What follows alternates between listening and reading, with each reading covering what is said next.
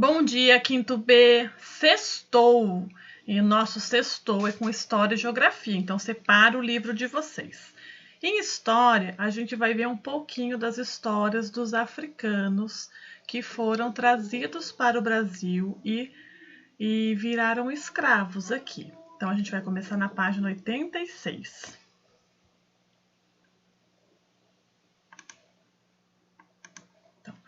A diáspora africana. Diáspora, você já ouviu essa palavra? Diáspora significa dispersão de um povo em consequência de preconceito, conflito ou perseguição religiosa, tá? Milhões de africanos vieram para o Brasil e se tornaram escravos entre 1550 e 1850. As pessoas, elas têm uma visão errada da África. Elas acham que a África só existe um povo africano e não existe diversas etnias desse povo africano. As pessoas acham que todo mundo que é negro é africano, é escravo e fim. A pessoa não é escrava, a pessoa foi obrigada a ser escravo, né? Foram trazidos para o Brasil e forçados a trabalhos escravos. A África é um continente muito grande e ele tem diversos povos e culturas diferentes. No Brasil, os primeiros africanos vieram da região do Golfo da Guiné. E nessa região viviam os povos iorubás e bantus. Então, no livro, na página 86, ela fala um pouquinho sobre esses povos e vocês vão fazer a leitura desse capítulo na página 86, tá? A Pro aqui vai explicar um resumo para vocês. Também vieram povos malês que tinham a cultura islâmica. Então, a cultura islâmica caracterizada pela religião fundada por Maomé, que tem como base o livro sagrado Corão. Ao chegarem no Brasil, esses povos africanos, né, de várias etnias, eles eram separados e vendidos como escravos. Então, quando a gente fala assim, nossa, ele é descendente de escravo. Não, ele não é descendente de escravo. Ele é descendente de um povo africano. Ele é descendente de uma pessoa da África. Ninguém nasceu escravo, né? E ninguém quer ser escravo. Esse povo foi transformado em escravo. Por quê? Por causa do tom da sua pele. Então, eles sofriam preconceitos, né? As pessoas achavam que eles eram inferiores. Infelizmente, no Brasil ainda tem esse preconceito enraizado, né? No modo de falar das pessoas, quando a pessoa fala assim, ó, é um ditado popular, né? Mas é um ditado popular ruim.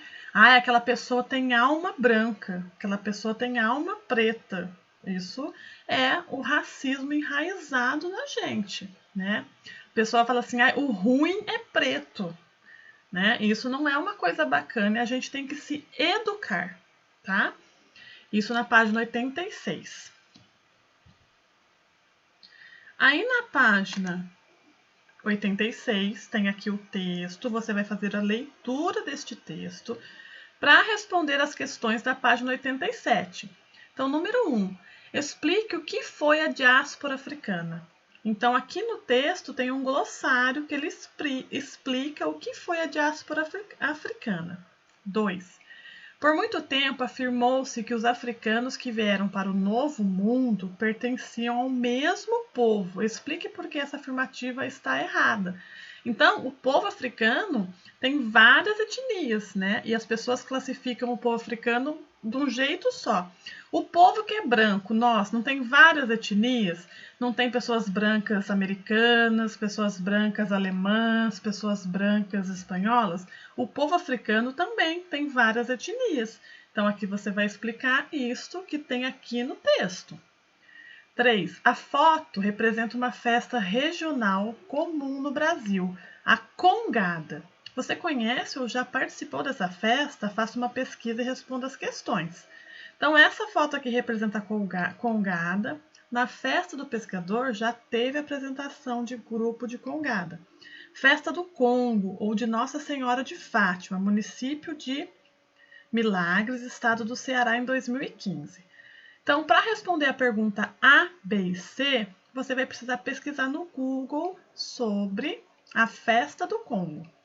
Letra A. Quais são as características dessa festa? Então, aqui pela foto você já consegue visualizar as características dessa festa. O que eles usam?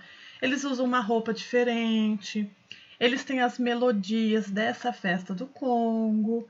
Então, no Google, você vai pesquisar assim, ó, festa do Congo, característica da festa, tá? Letra B. Em quais estados do Brasil acontece? No Google, você vai pesquisar assim, ó, festa do Congo, quais estados do Brasil acontece? Aí você vai achar a resposta e resume para colocar ali. Letra C. Qual é a relação dessa festa com a cultura dos povos africanos que vieram para o Brasil? Então, na letra C é a mesma coisa. Você vai colocar assim, festa do Congo e povos africanos que vieram para o Brasil. Gente, pesquisa por voz, ele te dá toda a resposta, você vai fazer a leitura e vai resumir para colocar aqui. Melzinho na chupeta. Antigamente a gente tinha que ir lá na biblioteca, tá? Então, quero uma resposta bonita e completa, sem preguiça. Na página 88, fala um pouquinho sobre o contato entre africanos e europeus. Então, vários mercadores se interessavam em comprar e vender produtos da África. Então, eles vendiam tecido da Índia, armas e fogo, bebidas e cavalos. E eles compravam da África ouro, marfim e africanos para serem vendidos como escravo. Na África já existia a escravidão, só que os europeus transformaram a escravidão em comércio, em um comércio que rendia muito dinheiro. As condições que os africanos vinham nos navios eram condições péssimas e muitos morriam na viagem, né? Então aqui tem algumas fotos sobre os navios, vocês já devem ter visto algum filme, algum documentário que conta sobre os navios negreiros.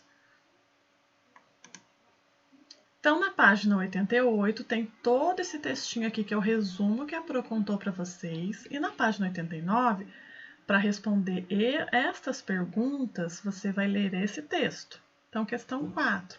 Sobre o comércio entre europeus e africanos, responda. O que os europeus buscavam na África? A Pro colocou lá no slide e acabou de falar.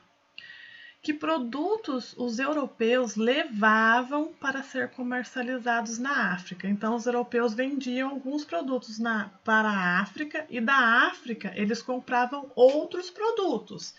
Então, está no último slide. Ó, está aqui nesse slide e também está aqui no texto. Como era a escravidão na África? Antes da chegada dos europeus. Antes da chegada dos europeus, já existia escravidão na África? E depois da chegada dos europeus, como que era? Também tem aqui nesse texto aqui. 6. Observe a imagem e descreva as condições da viagem nos navios negreiros. Então, aqui, ó, é como eram os navios negreiros. Eles não viajavam na parte de cima, eles ainda viajavam num porão fechado, sem ventilação. E aqui, ó, as condições dos navios eram péssimas e descreve como era. Então, você vai ler aqui, fazer um resumo e colocar aqui, tá bom? Depois do nosso livro de geografia, a gente vai falar um pouquinho sobre as cheias. O que são as cheias? São as enchentes. Ubatuba, infelizmente, acontece muito isso. E essa foto aqui é de Ubatuba do último ano. Aliás, em janeiro aconteceu enchentes, né? Todo ano acontece as enchentes. A gente chama de enchentes, mas pode ser chamada de cheias também. E por que isso acontece, gente? Porque as pessoas ocupam as margens dos rios, né? Constroem em lugares impróprios, porque asfalta todas as ruas, né? Então tira as ruas de terra, que absorve aquela água, asfalta tudo. Quando chove muito, a água invade e não tem para onde ir. Então, são construções irregulares, né? Muito lixo nos bueiros, não tem drenagem correta. As cidades vão crescendo e são construídas de qualquer jeito. Então, não tem um planejamento pluvial que se chover muito, a água tinha que ter um lugar certinho para passar, para desaguar no mar, né? Mas não tem um planejamento certo para a cidade, não tem um plano diretor, não tem uma fiscalização que fiscalize as casas construídas nas beiras das encostas e dos rios. E aí, quando enche tudo, a natureza vem e acaba com tudo, né? E isso é muito triste. Mas quando isso vai acabar? Quando as pessoas se conscientizarem que elas não podem invadir as margens dos rios, não podem construir em qualquer lugar, e isso demanda projeto de cidade, demanda projeto de moradia, demanda várias coisas. E a divisão hidrográfica, na página 57, ela diz que o conjunto de terras banhadas por um rio principal e seus afluentes é chamado de bacia hidrográfica. Então, aqui tem um mapa das regiões hidrográficas do Brasil. E com destaque, o aquífero Guarani e Alter do Chão, a transposição do Rio São Francisco e as usinas hidrelétricas de Belo Monte. Então, a Amazônia é a região que tem mais conjuntos de rios. Ela tem um vasto rio que corta e ela é uma divisão hidrográfica muito grande no Brasil. Essas regiões são divididas por regiões. Essas regiões hidrográficas são divididas em regiões. Então, tem a região norte, região sudeste, região sul, né? No livro de vocês tem um mapa diferente, olha aqui, ó, dividido em regiões, ó. Então, o verdinho aqui na legenda é a região amazônica. É a maior região hidrográfica do Brasil.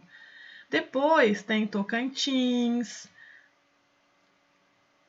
São Francisco. Então, aqui está dividido por regiões e você precisa ler aqui a legenda, tá? Na página 56, tem o textinho sobre as cheias, o que acontece, e uma foto de uma outra cidade lá no Rio Grande do Sul. A Pro colocou a foto de Ubatuba para vocês, para a gente saber que também acontece aqui, né? Na número 6, no lugar onde você vive é comum ocorrer inundações por causa de transbordo de rios? Sim e não, não é resposta, pelo amor de Deus, tá? Você vai colocar sim, porque aqui em Ubatuba acontece cheias e enchentes. Qual época do ano sempre acontece enchentes? E por quê? Então, uma resposta completa, não me manda sim ou não, por favor, porque a Pro morre do coração. E depois, na página 57, qual é a maior região hidrográfica brasileira? Então, você vai ter que olhar aqui o mapa e ver qual é a região maior aqui. A Pro já até falou para vocês, tá? Essas são as nossas atividades de História e Geografia de hoje. Hoje ficou meio ruim de passar aqui as fotos, porque o computador da Pro ficou meio louco e não quis passar as fotos, tá? Por isso que ficou aparecendo aqui essa barrinha, aparecendo aqui, tá bom? A Pro vai tentar arrumar, que foi um imprevisto de última hora, tá? Terminou as atividades, manda a foto para a Pro e qualquer dúvida, a Pro tá na sala online, tá bom? Beijos, meus amores, e bom final de semana.